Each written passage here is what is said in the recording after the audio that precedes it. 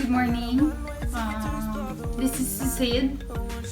Solo flight ko ngayon kasi naiwan sa Dubai City Source. So, kaya mag-isa lang ako ngayon. Nasa Beijing pala ako and I'm planning to go out. Actually, last minute, hindi ko pa alam kung saan ako pupunta. Ang daming place na nasa mind ko pero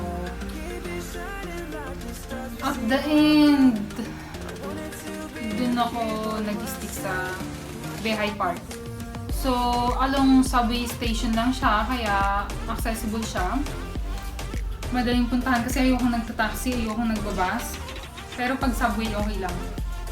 Gamay ko na kahit pa paano. Tsaka dito sa Beijing, mura yung pamasahe. Kaya, yun. Nagana tayo ngayon para hindi naman sayang yung layo. Actually, naubusan na ako ng mapupuntahan. Kasi I've been here in Beijing, I think 11 times. So, marami na akong napuntahan.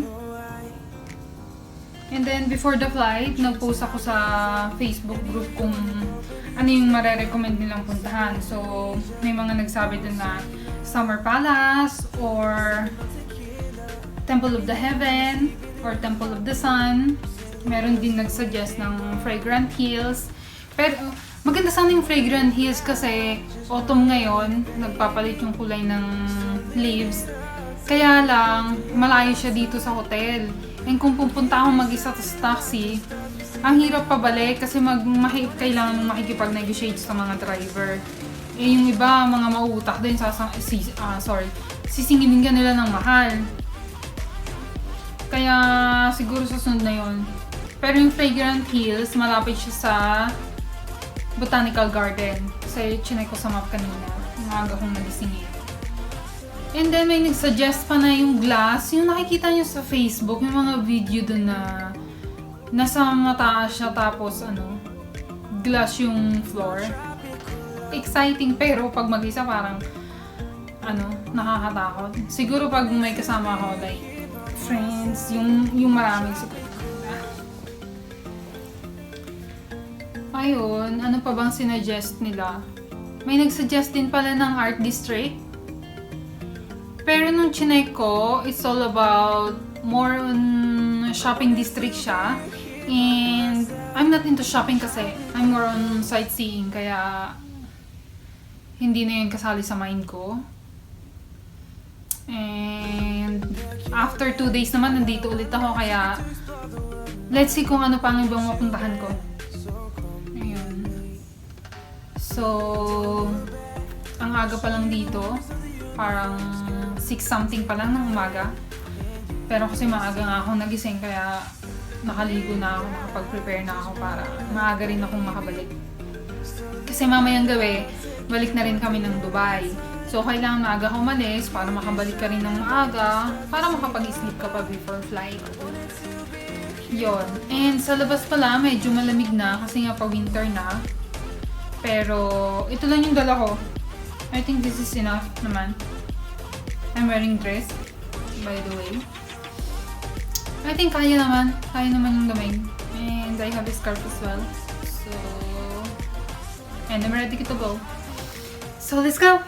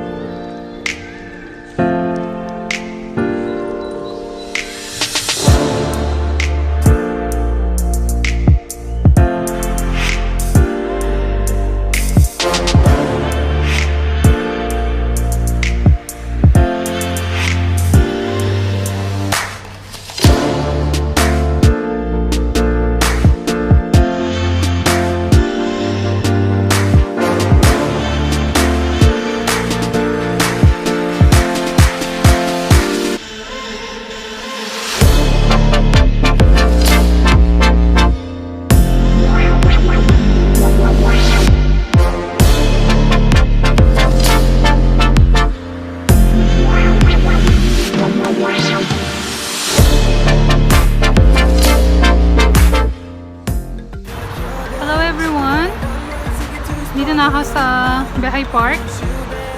Ayan. So, dun sa may lalaki doon, nakapag-picture-picture na ako. Bababa na ako ngayon. Ayan. May lake dun sa baba. And then, yan doon. Lake yan. Marami ng tao. Parang may mga nag-tour. Tapos, buti na lang pala 8 na ako umalis ng hotel. Kasi, yung sinearch ko kagabi, nakalagay 5:30 ang open niya. So, nag-alarm ako ng 3. Pero, dahil inantok ako, nakabangon ako parang 5 na yata. Then, nag-start prepare ako ng 5:30. And then, natapos ako is 8 na. No, around like 7:30. Bumaba ako sa hotel ng 7. Tapos, nakita ko yung isang crew, yung cabin supervisor. Ayun, di may little chat kami. Tingnan ko kung saan sila pupunta. 3 sila, pupunta sila ng Great Wall. Tapos, may pinakita pa siya sa akin na yung tawag dyan, application sa iPhone tungkol sa mga photo. Kaya 7:30 na ako nakapunta sa bus stop. And ang tagal ng bus. 1:30 pala yung number ng bus na sinakyan ko. Duman is 8 na. Yan. Tapos nagmetro ako. Naka dalawang change. From the hotel, yung first metro ko is line 13. Then nag-change ako sa line 2. And then line 6. So, pagdating ko dito, ayun, nag-exit ako sa line D.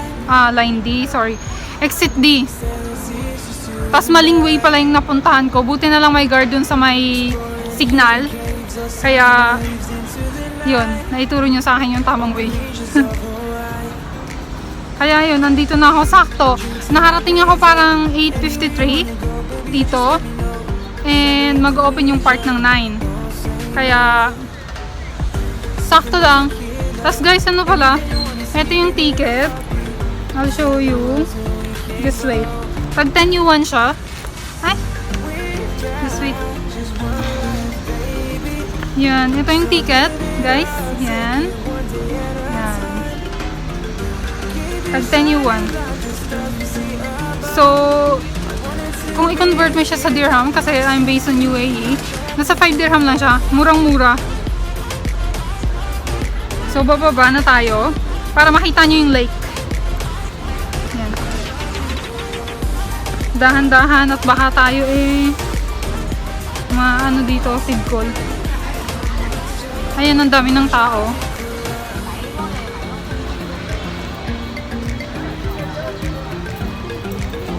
Yan.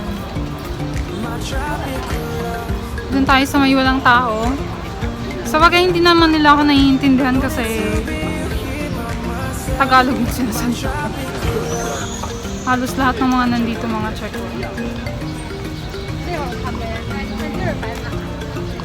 Ayun, may mga itek. Ayun, lalaki ng isda. Wow. Ayun. Yun. Kita nyo guys. Ang linaw ng tubig. So, kita yung mga isda. Ayan. Ang sarap gumala kasi autumn na, so hindi ganun kalamig, hindi rin mainit. So, saan nangunahin natin? Mas malayo pag dumiretso ako sa kanan. Pag dito sa kaliwa, mas malapit. Pero mas maganda para pumunta sa may kanan. Okay, diretso tayo sa kanan kung saan may entrance.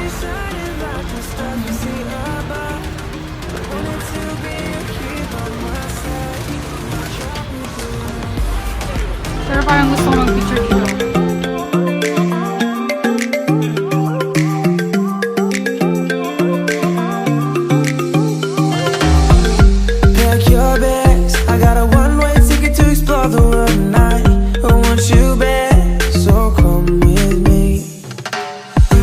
Don't look back.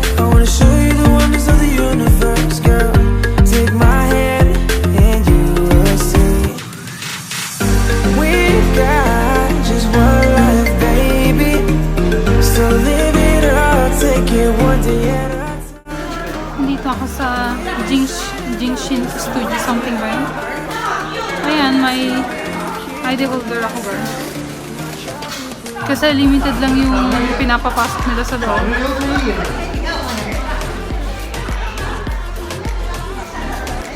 Marami rin isda. Ang lalaki ng mga isda nila dito. Ang sarap ipaksiw.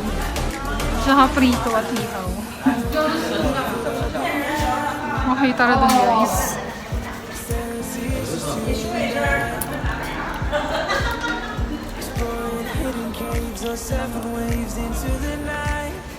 Medyo mainit. Kasi panay lakad ako.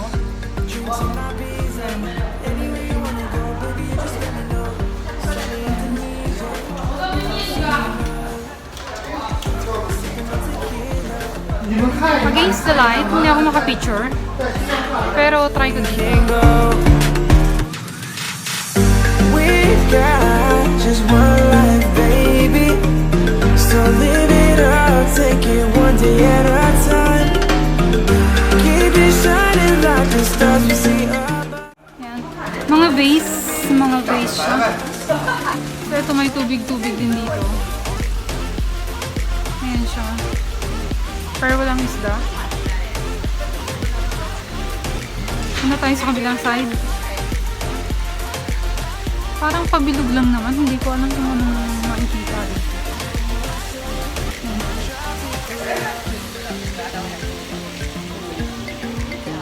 Parang sa bukid ka lang na puro may mga damo.